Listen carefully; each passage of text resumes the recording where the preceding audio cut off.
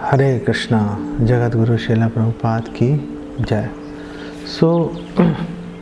जब भगवान नरसिंहदेव ने हिरण्यकशिपु का वध कर दिया था और प्रहलाद महाराज ने स्तुति की थी भगवान नरसिंहदेव की, फिर भगवान नरसिंहदेव ने आशीर्वाद दिया प्रहलाद महाराज को। और उस समय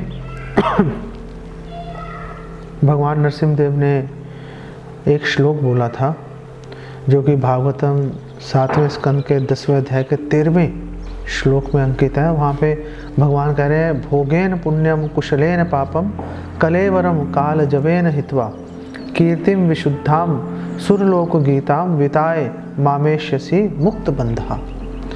और भगवान नरसिंह कह रहे हैं, ओह प्रिय प्रहलाद, जब तक तुम इस भौतिक जगत में जब तक जीवित हो, तुम्हारी आयु शेष है, तुम जितने भी तुम्हारे पाप जो रह गए हैं, जिसका अभी तुमने फल अभी भोगना बाकी है, उन पापों का जो प्रभाव है उसको तुम क्षीण कर दो, खत्म कर दो उनको। कैसे? अपने पुण्य कर्मों के माध्यम से। और पुण्य कर्म करोगे तो उससे तुम सुख भी भोगोगे, क्योंकि पुण्य कर्मों का कार्य ही यही है। उसका प्रभाव है कि व्यक्ति को सुख और प्रसन्नता का अनुभव होता है, और उससे तुम्हारे पाप कार्य भी नष्ट हो जाएंगे। और समय के प्रभाव से जब तुम शरीर छोड़ोगे तो तुम्हारा जो यश है वो स्वर्गीय लोकों में, ऊपर के लोगों में भी गाया जाएगा, और तुम पूरी तरह से मुक्त होकर सभी प्रकार के बंधनों से भगवत धाम भी आ जाओगे। बहुत अच्छी बात है। यहाँ पर जो सवाल, यहाँ पर शंका खड़ी हो जाती है, भोगेन पुण्यम कुशलेन पापम, कि जब भगवान नरसिंहदेव कह रहे हैं कि तुम अपने पुण्यों से अपने पापों को नष्ट कर दो, उनको क्षीण कर दो, समाप्त कर दो। तो हमने तो ये सुना है, गरुड़ पुराण में भी ऐसा लिखा है, और भी हमने आचार्यों की टीकाएं सुनी है हमने। वो कह रहे हैं कि आप पुण्य से पाप को नहीं काट सकते, पापों का फल अलग से भुगतना पड़ेगा, पुण्य का फल अलग से भुगतना पड़ेगा। कई पाप हैं, उसके लिए प्रायश्चित का विधान है, जब तक प्रायश्चित करने से पापों का फल खत्म हो जाता है, लेकिन पुण्य से पाप का फल खत्म हो जाए ऐसा तो हमने कभी नहीं सुना। तो फिर आके भगवान नरसिंहदेव यहाँ पर ये बात क्यों कह रहे हैं कि तुम अपने पुण्यों के प्रभाव से अपने पापों को नष्ट कर लो, ये प्रश्न है। तो यहाँ पे ये बात समझनी पड़ेगी कि ये बात भगवान नरसिंहदेव प्रहलाद महाराज को कह रहे हैं। प्रहलाद महाराज एक शुद्ध भक्त हैं। प्रहलाद महाराज का जीवन का एक एक क्षण भगवान की प्रसन्नता के निमित्त ही है। और यहाँ पे हमें ये बात समझनी पड़ेगी, ये जो पुण्य है, जो भक्त के लिए पुण्य का अर्थ क्या होता है? भक्त के लिए पुण्य का अर्थ है भगवान को संतुष्ट करना। भगवान को संतुष्ट करने के कार्य को हमारे शास्त्रों में भक्ति कहा गया है। ऋषिकेण ऋषिकेश सेवनम भक्ति रुच्यते, कि आप जब अपने इंद्रियों को भगवान की सेवा में लगाओगे तो उसी का नाम भक्ति है। तो भक्ति जो है, भक्ति के माध्यम से जो व्यक्ति भक्ति में जुड़ रहा है, पहली बात है कि वो भक्ति का जो लक्षण क्या है? भक्ति का लक्षण है कि इमीडिएटली शुभदा, जितने भी मन में क्लेश है, दुख है, सबको हरण कर लेती है भक्ति। इमीडिएटली व्यक्ति के मन से सारी चिंताएं उसकी खत्म हो जाएगी, एकदम से भयहीन हो जाएगा, निडर हो जाएगा, और निडरता से सुख का अनुभव कर पाएगा।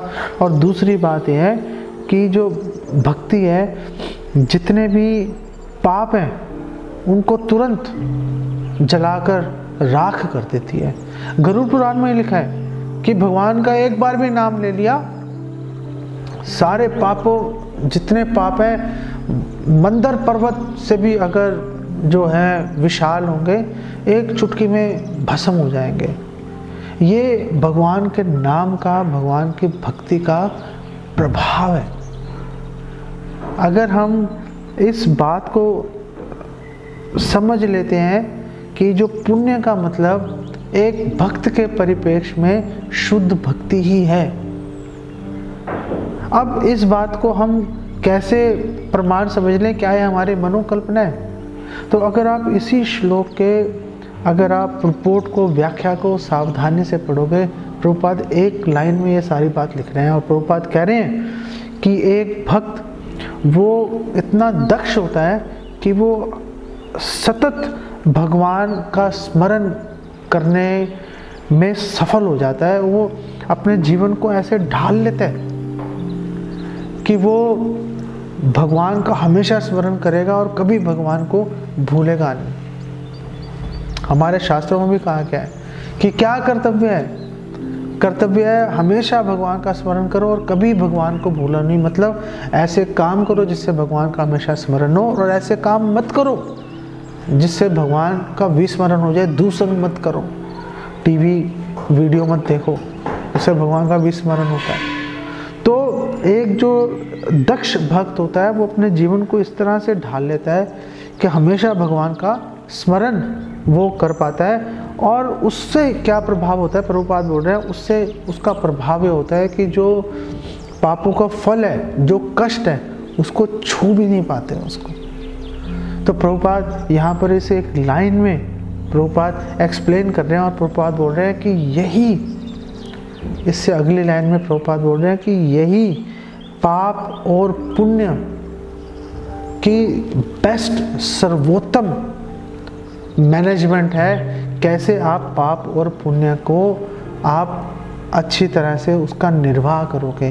पाप और पुण्य को निर्वाह करने का बेस्ट तरीका सरल शब्दों में ये है कि आप पूर्ण रूपेण अनन्य भाव से भगवान की भक्ति में, भगवान की सेवा में, भगवान के नाम, रूप, गुण, लीला, शिक्षाओं का प्रचार प्रसार करने में आप अपने जीवन को झोंक दो, उसको सर्वस्व आप उसी में न्यौछावर कर दो।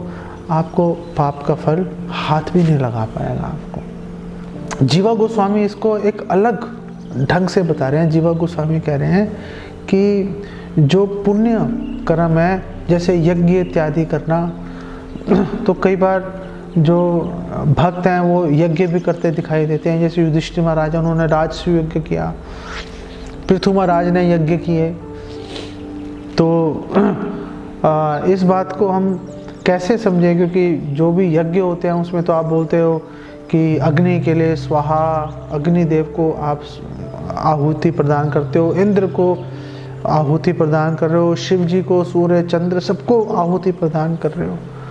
तो फिर आप कैसे कह सकते हो कि वो अनन्य भाव से भक्ति कर रहे हैं? तो जीवा गोस्वामी भक्ति संदर्भ में इसकी व्याख्या दे रहे हैं। और जीवा गोस्वामी कह रहे हैं, देखो, जब एक भक्त है, जब एक भक्त अग्नि, सूर्य, चंद्र, शिव, ब्रह्मा, इंद्र इत्यादि देवी देवताओं को, दुर्गा देवी, इनको जब आहुति प्रदान करता है तो वो इन सबको भगवान के अंग समझकर वो प्रदान करता है। तो वो यज्ञ करता क्यों है? वो यज्ञ इसलिए करता है क्योंकि वो यज्ञ करने की प्रेरणा, वो जो प्रेरणा है कि आपको ये यज्ञ करना चाहिए, वो प्रेरणा भी भगवान से आती है। तो कहने का मतलब यह है, जीवा गोस्वामी ये कह रहे हैं कि एक भक्त अगर कोई यज्ञ करता है, वो यज्ञ करवाने वाले स्वयं भगवान ही हैं। और क्योंकि वो यज्ञ अर्थात भगवान की प्रसन्नता के लिए यज्ञ कर रहा है, इसलिए कभी भी ना तो वो कर्म में लिप्त होता है, और ना ही अगर उससे कभी एक्सीडेंटली कोई गलत काम हो गया, कोई पाप हो गया, उसका फल भी, उसका जो परिणाम है, कभी उसको छू भी नहीं पाता।